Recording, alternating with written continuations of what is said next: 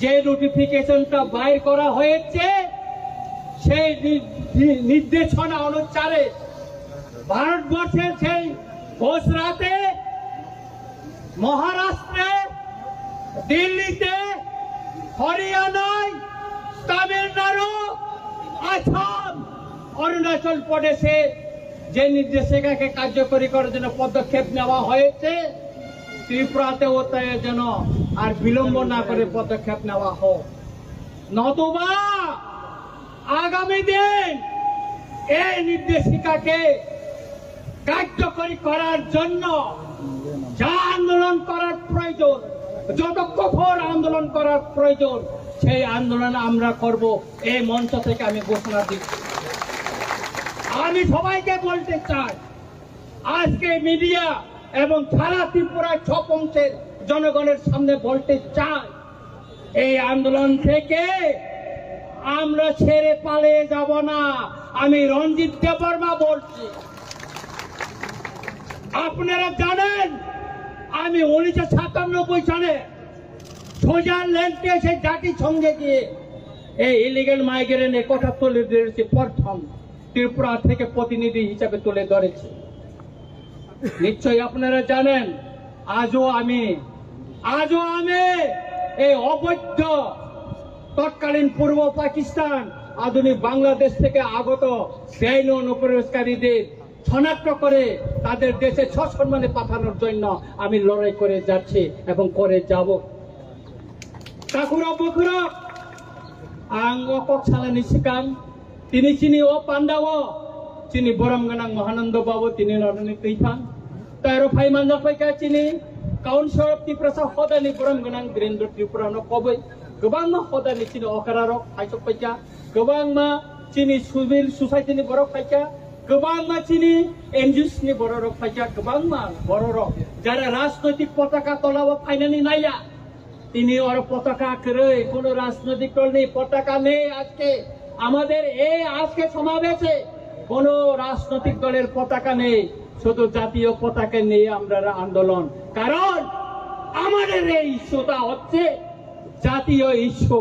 এই জাতীয় ইস্যুকে আমরা জাতীয় পতাকা নিয়ে আন্দোলন করব, রাজনৈতিক পতাকা দিয়ে নয়। আমাদের মহারাজা বলেছিল পয়লা জাতি ওলোপাতি, সেই জন্য আমাদের জাতিকে আজ রক্ষা করতে হবে পয়লা, তারপর পার্টি। সেই জন্য আজকে পতাকা ছেড়ে দিয়েছে, পার্টির পতাকা ছেড়ে আজকে আমরা জাতীয় পতাকা নিয়ে লড়াই মাঠে নামছি। অনেকে হয়তো প্রশ্ন করতে পারে রঞ্জিত দেববর্মা ত্রিপুরা মঠার এমএলএ উনি কিভাবে পতাকার বাইরে ত্রিপুরা মঠার বাইরে হয়ে গেল। না, আমি আজকে এখানে ত্রিপুরা মঠার এমএলএ হিসেবে আসেনি, আমি সাধারণ জনগণ হিসাবে, জনপ্রতিনিধি হিসাবে আমি এখানে এসেছি।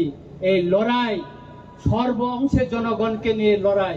এখানে বাঙালি, পাহাড়ি, মুসলিম, খ্রিস্টান, বৌদ্ধিস্ট, হিন্দু সব অংশের মানুষকে নিয়ে আমাদের এই লড়াই।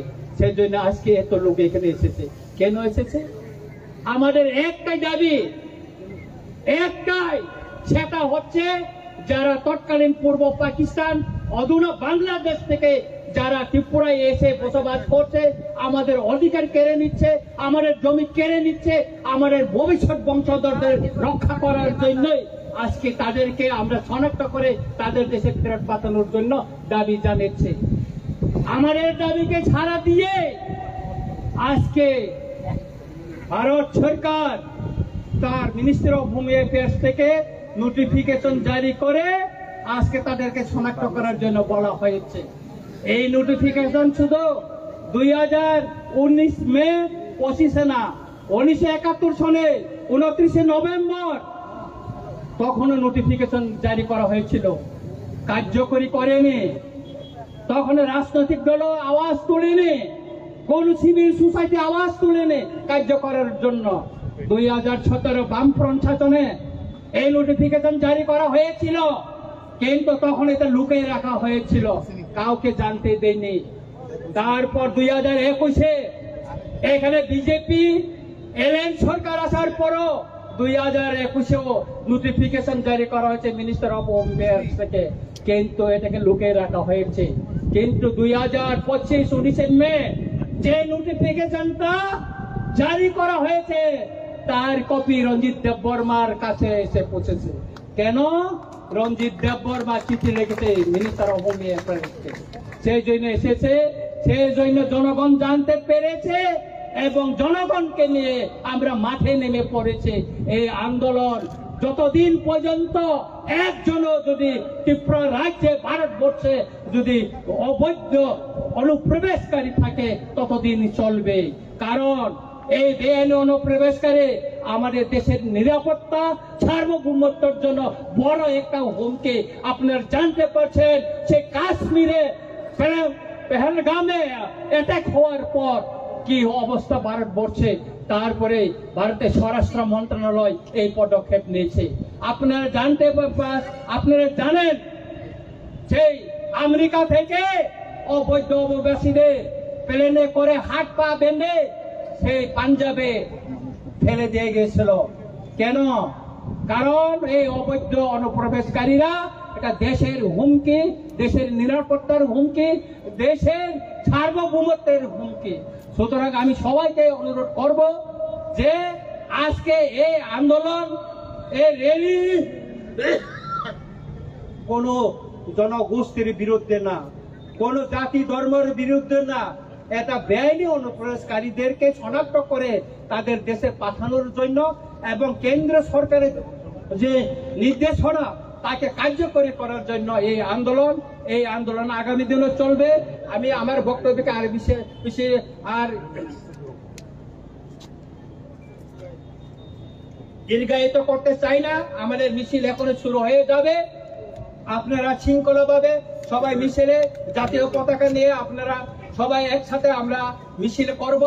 এই মিছিল শেষে আপনারা নিরাপদভাবে সবাই আপনারা বাড়িতে চলে যাবেন। আগামী দিন আন্দোলনের জন্য আপনারা প্রস্তুত থাকুন।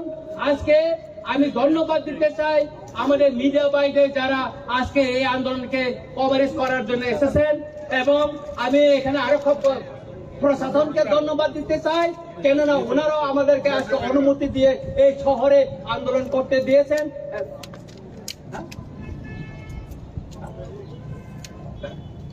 এটা করতে চাই। পরিশেষে একটা বিষয় আমি বলবো, সেটা হচ্ছে গতকাল ডক্টর শ্যামাপ্রসাদ মুখার্জির জন্ম শতবার্ষিকী। আমি বিরোধিতা করব না। মাননীয় মুখ্যমন্ত্রী মহোদয় দীর্ঘদিনের আমাদের রাজআমাল থেকে সেই জমি, সেটা ছিল লাল মহল ছিল, রাজআমালে এটা ট্রেজারি ছিল, সেটা বামফ্রন্ট আমলে সেই জমিটাকে দখল করে সেখানে টাউন হল করা হয়েছে। আমরা বিরোধিতা করিনি, টাউন হল থাকো, আমরা বিরোধিতা করিনি। কিন্তু গতকাল মাননীয় মুখ্যমন্ত্রী মহোদয় এই টাউন হলকে ডক্টর শ্যামাপ্রসাদ মুখার্জির নামে নামকরণ করার জন্য উনি ঘোষণা দিয়েছেন। আমি এর তীব্র প্রতিবাদ জানাই। কেন আমি প্রতিবাদ জানাই? ডক্টর শ্যামাপ্রসাদ মুখার্জির নামে আপনার শহরে আরেকটা বড় টাউন হল করুন, আরেকটা বড় টাউন হল করুন, আর এই টাউন হলকে টাউন হলে রেখে দিন। ত্রিপুরায় বিভিন্ন রাজনৈতিক দল আমাদের ইতিহাস মুছার জন্য এখানে কম্পিটিশন চালাচ্ছে।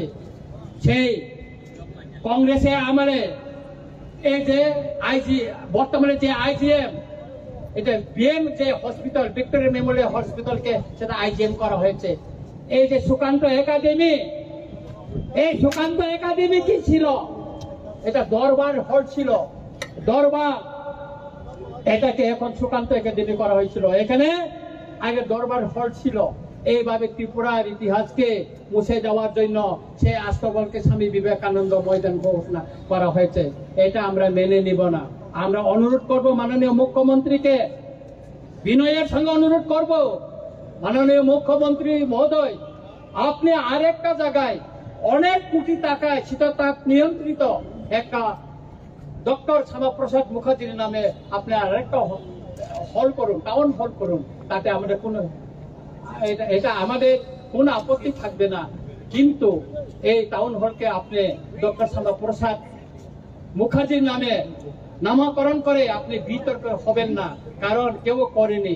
আমি ধন্যবাদ দিতে চাই আমাদের প্রাক্তন মুখ্যমন্ত্রী বিপ্লব দেব জিকে।